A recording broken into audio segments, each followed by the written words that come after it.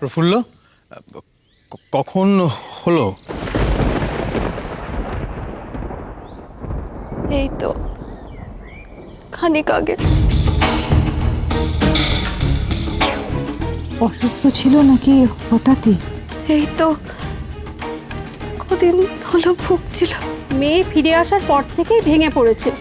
বলছি দেহ তো সৎকার করতে হবে, না হলে তো আবার পছন্দ হবে।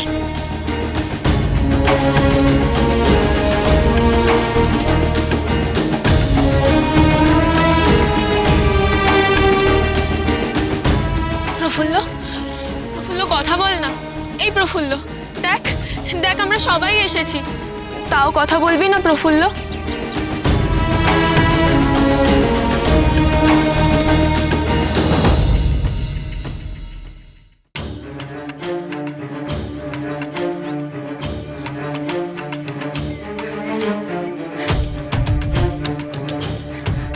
মুখ্যতা বেশি ও ও ভট্টাদি জেঠি, তোমরা এসেছো? তোমরা তোমরা আমার মাকে গাল দিতে এসেছো তো? অপমান করতে এসেছো তো? বেশ তো দাও না, দাও গাল দাও, যত ইচ্ছে গাল দাও, অপমান করো। আমার মা আর কিচ্ছু শুনতে পাবে না গো, কিচ্ছু শুনতে পাবে না। আর আর মনের দুঃখে চোখের জল ফেলবে না।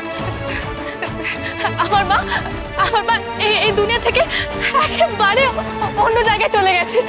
দেখো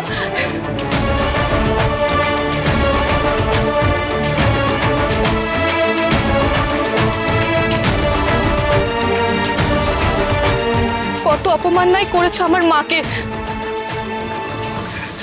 গায়ে গায়ে পর্যন্ত ঢুকতে দাওনি, নাকত দিতে বাধ্য করেছো।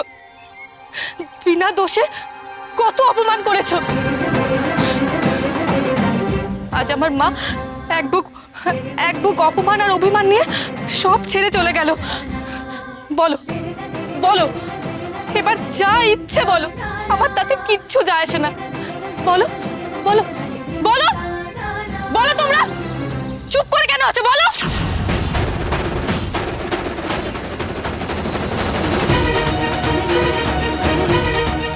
বলো বলো, তোমরা চুপ করে কেন আছো? বলো কি হলো? বলো কি হলো? বলো। শান্ত শান্ত শান্ত, এখানে এসে বল চুপটি করে। শান্ত, তুই কি শোকে পাগল হলি?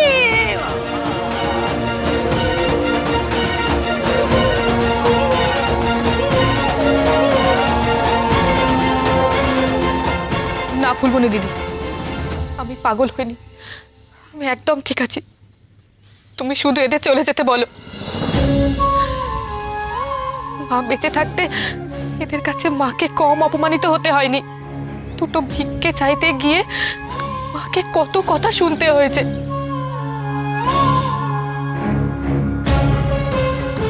তোমাদের একটা কথা বলে রাখি, যে মানুষটাকে তোমরা বিনা প্রমাণে কুলোটা বলে অপমান করেছো, উঠতে বসতে নোংরা কথা বলেছো, সে ছিল আসলে সতী লক্ষ্মী।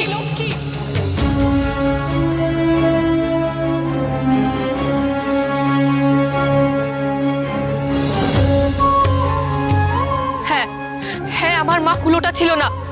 প্রসন্ন মুখোপাধ্যায়ের বিয়ে করা স্ত্রী ছিল আমার মা। প্রসন্ন মুখোপাধ্যায় ছিল আমার বাবা।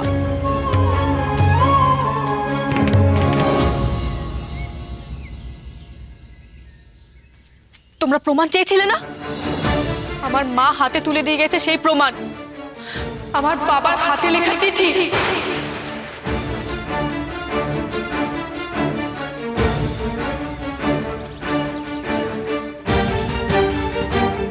এই যে এই সেই চিঠি, যেখানে আমার বাবা স্পষ্ট লিখে গেছেন তিনি মাকে বিয়ে করেছেন।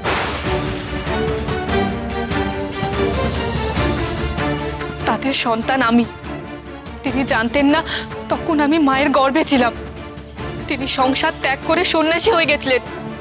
দেখুন দেখুন সবাই সেই চিঠি। দেখুন দেখুন, পড়ে দেখুন।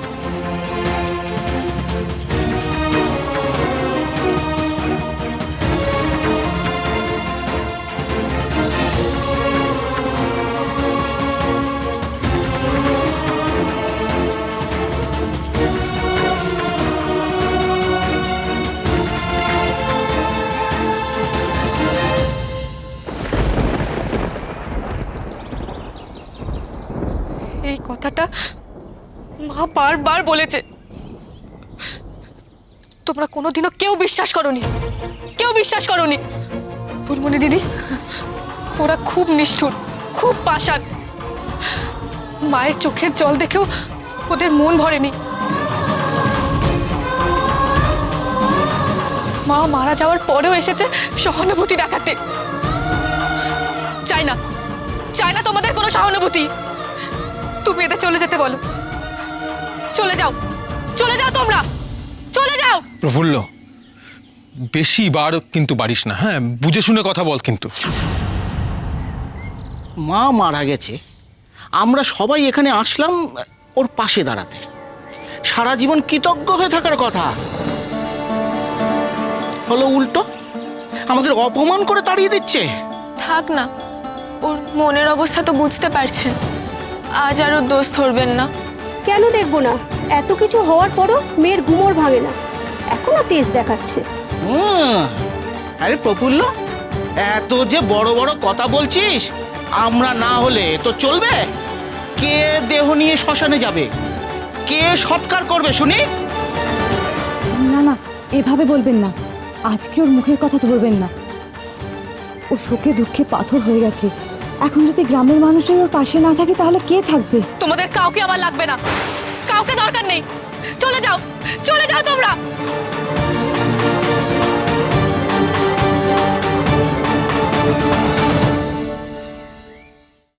ওরে, ওরা চলে গেলে তোর মায়ের দাহ হবে কি করে? ওসব কাজ তো একা একা করা যায় না রে মা। যাই যাই, ইচ্ছে করলে সব কাজ একা করা যায়। আমি সব একা পারবো। বেশ, তবে তাই কর, দেখি তুই একা একা সব কাজ কি করে করতে পারিস। না না, মানে তোকে উপকার করতে আসাটাই না আমাদের মস্ত বড় ভুল হয়ে গেছে। নে ধর ধর ধর ধর, চলে এসো সবাই। দাঁড়াও।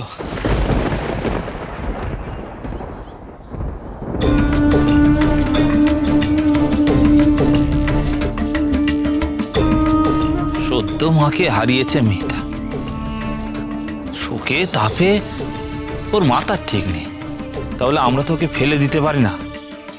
ও তো আমাদেরই গাঁয়ের মেয়ে নাকি? হ্যাঁ, একটা কথা মনে রেখো, শ্মশানে বন্ধুই হচ্ছে প্রকৃত বন্ধু, শুভাকাঙ্ক্ষী।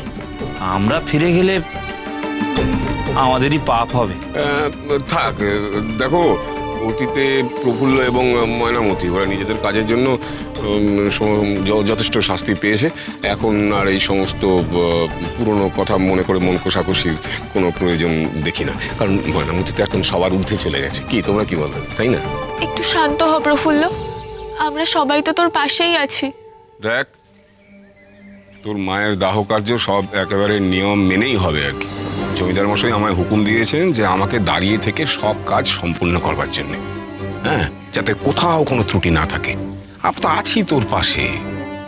আমরা শুধু এই সময় কেন, আমরা তো সারা জীবনের জন্য তোর পাশে আছি। তুই একা নোস, তুই অনাথ নোস। জমিদার বাবু নিজে এসেছেন, গায়ের মাথারা এসেছেন তোর মায়ের জন্য। তুই আর অভিমান করিসনি।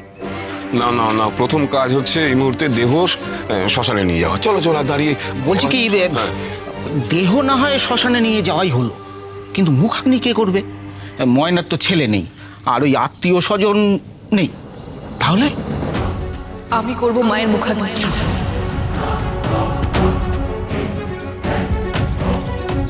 আমি মায়ের একমাত্র সন্তান, মুখাগ্নির অধিকার আমার একার।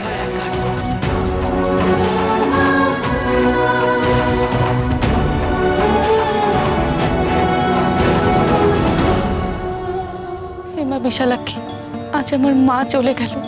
মা যেখানেই থাকুক যেন ভালো থাকে।